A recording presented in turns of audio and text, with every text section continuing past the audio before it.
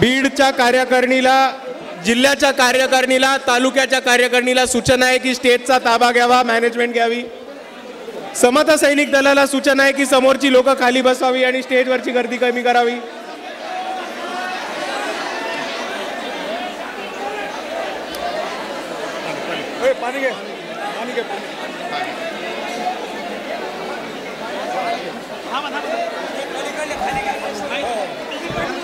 Hello hello hello hello hello, बसून घ्या, सगळ्यांनी बसून घ्या. इकडून लोक येतील म्हणून थांबलो. तिकडे थांबा.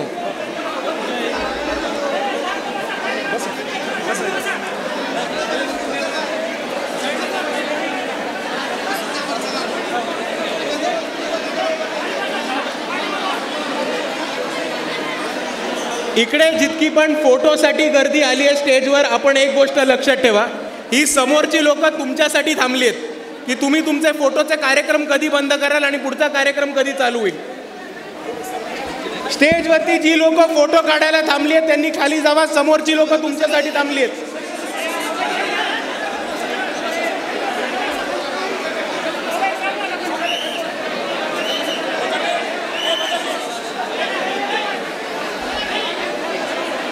हातातला माईक दे, हातातला माईक आहे का? हां माईक दे.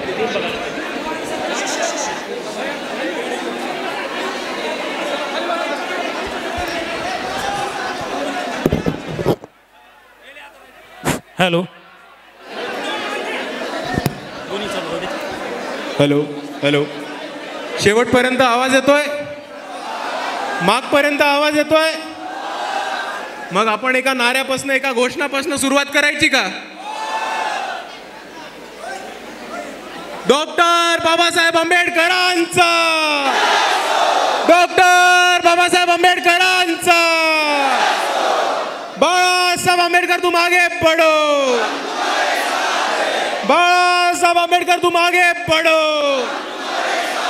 वंचित बहुजन आघाडीचा, वंचित बहुजन आघाडीचा.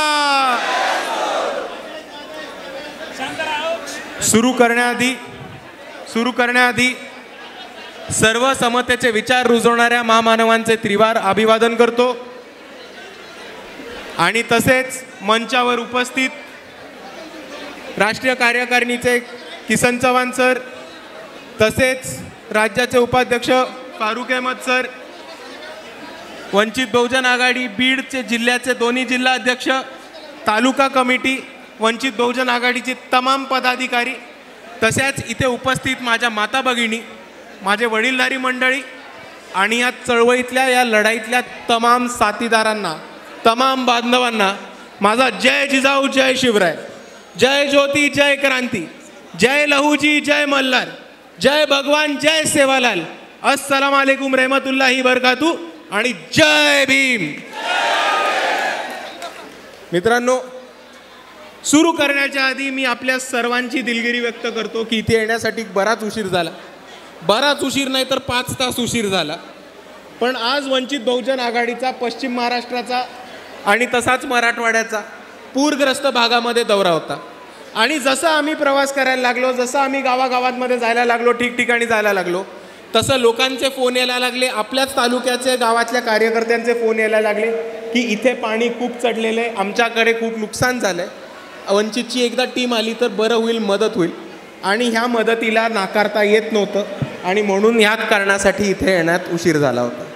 आणि दुसरी गोष्ट ज्याच्यामुळे उशीर झाला, ज्याचा आपल्या सर्वांना जरा विचार करायला पाहिजे, आपण सर्व बीडचेच का?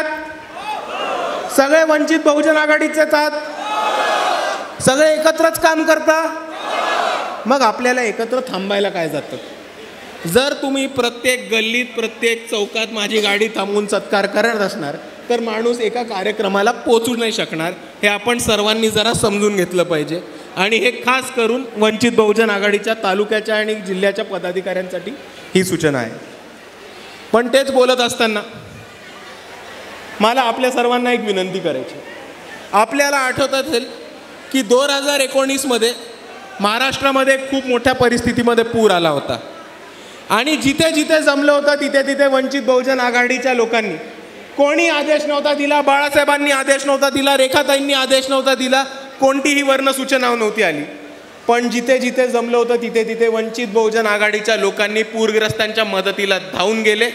जिथे जमलं तिथे कडधान्य पोचवलं, अन्न पोचवलं, जेवणाचं राशन सामान पोचवलं, जिथे जमलं तिकडे औषध पाणी पैसे पोचवले, मेडिकल कॅम्प केले. आणि एवढंच नाही तर वंचित बहुजन आघाडीच्या कार्यकर्त्यांनी सांगली जिल्ह्यामधील ब्रह्मनाळ हे गाव 2019 दत्तक घेतलं होतं. आणि ह्याच धर्तीवरती मी आपल्या सर्वांना विनंती करतो की ह्या गेल्या 5-6 दिवसातला पाऊस बघून, अतिवृष्टी बघून, जिथे जिथे आपल्याला मदतीचा हात पुढे करता येईल, जिथे जिथे पूरग्रस्तांना आपल्याला मदत देता येईल, तिथे आपण कृपया मदत द्यावी अशी मी आपल्या सर्वांना कळकळीची विनंती करतो. पण मित्रांनो, ह्या पूर परिस्थितीचा जरा आपण अभ्यास केला पाहिजे, जरा समजून घेतलं पाहिजे. आपल्या सर्वांना माहिती आहे की जुलैमध्ये महाराष्ट्रामध्ये पाऊस होतो आणि सप्टेंबरमध्ये पाऊस थांबतो. या वर्षी मे महिन्यामध्ये पाऊस चालू झाला आणि आता ऑक्टोबर उजाडाला आहे तरी पाऊस थांबलेला नाही. तुम्हाला आम्हाला दिसतंय पाऊस पडतोय, आपल्या डोळ्यासमोर पाऊस पडतोय, आपल्या शेतांचं नुकसान होतंय, आपल्या घरामध्ये पाणी जात आहे, रस्ते वाहून जात आहेत, गाड्या घोड्यांचं नुकसान होत आहे, सामानाचं नुकसान होत आहे, शेतमालाचं नुकसान होत आहे, मालमत्त्याचं नुकसान होत आहे. हे तुम्हाला आम्हाला दिसतंय, तुम्हाला आम्हाला भोगतोय, आपण रोज जगतोय रोज. पण इकडच्या सरकारला हे का दिसत नाही हा माझा महत्त्वाचा प्रश्न आहे. पाऊस पडतो तर तो सगळ्यांच्यावरती पडतो आणि मदत ही सगळ्यांना झालेली पाहिजे, ही आज परिस्थिती आपण समजून घ्या. मे महिन्यामध्ये पाऊस चालू होतो, 3 महिन्यापेक्षा जास्त अतिवृष्टीचं वातावरण आपल्याला दिसतं, पूरग्रस्त भागामध्ये खूप नुकसान होतं, तरी सरकार कोणत्याही बाजूनी डोळे उघडत नाहीत आणि पूरग्रस्तांच्या मदतीला जात नाही. आपण आपल्याच जिल्ह्याची परिस्थिती घ्या, आपण मराठवाड्याची परिस्थिती घ्या. एक तरी मंत्री पाहणी करायला आले होते? शेतकऱ्यांच्या भेटीला गेले होते? नाही. किंवा कोणत्याही शेतकऱ्याला, कोणत्याही माणसाला कोणत्याही प्रकारची मदत दिली गेली होती का? नाही. आणि म्हणून मी ह्याच्यासाठी म्हणतो की हे आज तर महाराष्ट्राचं जे सरकार आहे ते झोपलेलं आहे. कारण आपण वस्तुस्थिती समजून घ्या. महाराष्ट्र राज्याकडे 3 निधी आहेत. पूरग्रस्तांना मदत करायला, अतिवृष्टीमध्ये मदत करायला, शेतकऱ्यांना मदत करायला, सामान्य नागरिकांना मदत करायला या सरकारकडे 3 निधी आहेत. पण तरी आपण सरकारला विचारलं तर सरकार म्हणतं आमची तिजोरी खाली, आमच्याकडे पैसे नाहीत.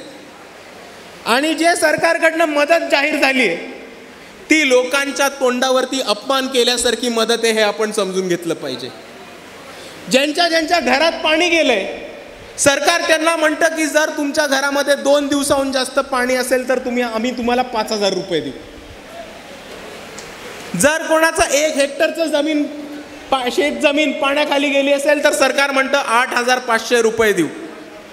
जर कोणाचं जनावर असेल, दुधाळ जनावर असेल तर 4,500 रुपये सरकार देणार म्हणते. आणि बांधकाम ओढकामातलं जनावर असेल तर त्यांना 2,000 रुपये हे सरकार मोबदला देते. आता तुम्ही हा मोबदला बघा. 5,000 रुपये ज्या लोकांचे 2 दिवसापेक्षा जास्त पाण्यामध्ये घर आहे, 5,000 रुपये पुरेत का आपल्याला? 5,000 रुपयामध्ये एका कुटुंबाचं भागणार आहे का? दुसऱ्या बाजूला 1 हेक्टर ज्याची जमीन आहे, 1 हेक्टर ज्याची जमीन आहे त्याला 8,500 रुपये देतात. तो शेतकरी आहे, मालक आहे त्या जागेचा, भिकारी नाही आहे भारत सरकारचा, महाराष्ट्र सरकारचा. की तुम्ही त्याच्या तोंडावरती 8,500 अपमानासारखे फेकून मारताय. तुम्ही याच ठिकाणी पंजाब सरकारचा नियम बघा. पंजाब सरकार ठामपणे म्हणते की ज्या माणसाचं 1 हेक्टर पर्यंतचं शेत जमीन पाण्याखाली आहे त्याला 80,000 रुपये पंजाबची सरकार देते. आणि आपल्याला किती देतात? 8,500. जास्त भांडलो तर 10,000पर्यंत आकडा जातो. आणि ही परिस्थिती समजून घ्या मित्रांनो. सरकार आपल्याला म्हणतो तिजोरी खाली आहे, तिजोरी खाली.